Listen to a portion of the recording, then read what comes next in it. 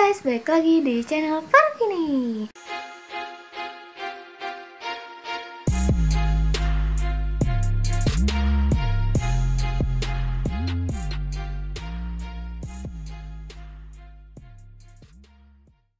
video kali ini aku mau sharing gimana caranya bisa membedakan all shop yang real dan yang fake, supaya kalian tidak tertipu lagi belanja di Instagram.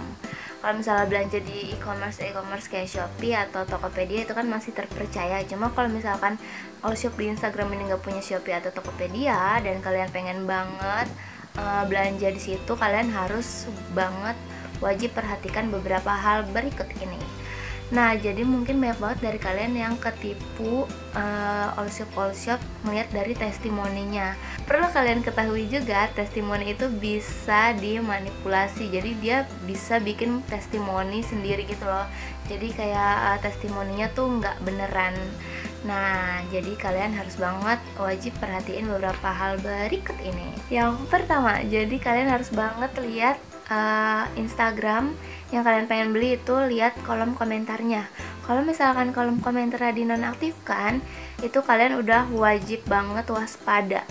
Kenapa? Karena biasanya all shop yang real itu kolom komentarnya nggak pernah dinonaktifkan, dan kalau misalkan all shop yang fake itu udah pasti kolom komentarnya dinonaktifkan. Jadi kalian nggak bisa komen gitu.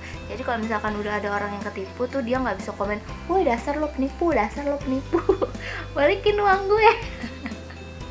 Nah gitu guys, jadi kalian harus lihat kolom komentarnya ya dinonaktifkan atau enggak. Yang kedua ini kalian harus lihat tagline dari Instagramnya itu sendiri. Kalau misalkan kalian lihat, dipencet nih salah satu Instagram yang kalian pengen beli, habis itu kalian lihat tagline-nya. Nah disitu kosong, nggak ada yang ngetag dia sama sekali, atau bahkan yang ngetag cuma kayak random ngetag nggak jelas gitu, itu udah pasti bisa dipastikan bahwa all shop itu kemungkinan besar penipuan. Jadi wajib banget kalian cek dulu kayak gitu-gituannya tuh ya. Nah yang ketiga ini, kalau misalkan kalian disuruh transfer, kalian harus lihat bank yang dituju itu apa. Biasanya kebanyakan online shop itu pakai BCA. Nah kalau misalkan kalian disuruh transfer ke bank kayak yang BTPN atau apalah yang kayak kurang biasanya orang-orang pakai itu, kalian harus waspada juga. Bisa jadi kemungkinan dia udah diblokir dari BCA karena banyak yang ngelaporin, makanya dia ganti bank yang kayak banyak orang nggak pakai gitu guys, ngerti kan? Jadi harus banget kalian waspadai, harus banget kalian curigai kalau misalkan all shop itu nggak pakai BCA. Kalau misalkan dia nggak pakai BCA, kamu minta aja nomor rekening BCA-nya ada nggak gitu, karena all shop itu nggak mungkin nggak punya BCA.